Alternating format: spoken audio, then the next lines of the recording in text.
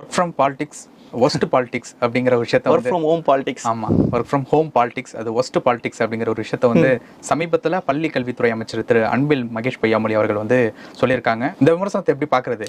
அண்ணா அன்பில் மகேஷ் பொய்யாமொழி அவர்கள் வந்து கல்வித்துறை அமைச்சர் ஆகிறதுக்கு பதிலாக உதயநிதி ஸ்டாலின் அவர்களே ரசிகர் மன்ற தலைவராகவே இருந்திருக்கலாம். ஏன்னா வந்து அப்படி தான் வந்து புகழ் பாடிட்டு இருக்கார் மேடையில் ஏறி. சமீபத்தில் கூட ஒரு தனியார் பள்ளியில் ஒரு மாணவி குழந்தை வந்து விழுந்து இறந்தது. ஸோ இந்த மாதிரியான விஷயங்கள் ஒரு முறை நடக்கலை. பள்ளி கல்வித்துறையில் இருக்கிற பிரச்சனைகளை பற்றி முதல்ல அவர் பேசணும்.